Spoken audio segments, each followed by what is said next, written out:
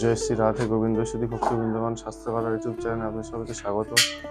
আমি সোমনাথ। আজকে একটি নতুন ভিডিও নিয়ে চলে এসেছি। সেটি হলো দ্রোণাচার্য কিভাবে অস্ত্রগুরুর মর্যাদা পেলেন। তো দ্রোণাচার্য কে ছিলেন? দ্রোণাচার্য ছিলেন ঋষি ভরদ্বাজ পুত্র। ভরদ্বাজ ঋষি একদিন অপ্সরা ঘৃতাচিকে দেখতে পেলেন।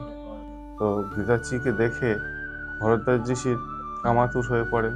তখন তার শরীরে এক মিলনের বাসনা জাগে এবং তার বীর্যস্খলন হয় এবং তিনি তার সেই বীর্যকে একটি দ্রোণ অর্থাৎ যজ্ঞ পাত্রে রেখে দেন এবং সেইভাবে তার নাম হয় দ্রোণাচার্য। তো পরবর্তীকালে তিনি তার পিতার কাছ থেকে যুদ্ধবিদ্যা সমস্ত জ্ঞান গরিমা সব কিছু শিখেছিলেন, বেদ বেদান্ত এই সমস্ত শিখেছিলেন। এবং তারপর তিনি একদিন শুনলেন যে পরশুরাম ব্রাহ্মণদের সমস্ত কিছু দান করে দিচ্ছেন। তো তিনি দান চেয়ার জন্য সেখানে গিয়েছিলেন।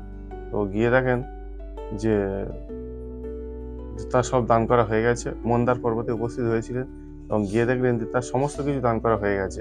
তো সে দান করা হয়ে যাওয়ার পর অবশিষ্ট অংশ কী ছিল? তার শরীর ও কিছু অস্ত্রশস্ত্র ছিল। তিনি অস্ত্রবিদ্যাটি অবশিষ্ট ছিল। তখন তিনি বললেন কিভাবে? তখন তিনি বললেন যে তুমি কি চাও বৎস? উনি বললেন অস্ত্রবিদ্যা শিখতে চাই, আমি অস্ত্রবিদ্যা দান চাই। তখন তিনি তাকে সমস্ত রকমের দিব্যাস্ত্র এবং অস্ত্রবিদ্যা এবং তার প্রয়োগ ব্যবহার এবং সমস্ত রকমের বিদ্যা তাকে শিখিয়ে দিয়েছিলেন।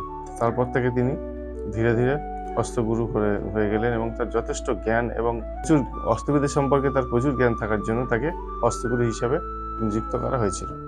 বিশ্ব সংসারে তিনি খ্যাত হয়েছিলেন। তার পরবর্তীকালে পাণ্ডবদের সঙ্গে তার যোগাযোগ হয় এবং তিনি পিতামহ ভীষ্মের অনুরোধে কৌরবদের এবং পাণ্ডবদের অস্ত্রবিদ্যা শিক্ষা দেন। তো এই ছিল আজকের ভিডিও। জয় গুরু, জয় ব্রহ্ম, জয় শ্রীকৃষ্ণ।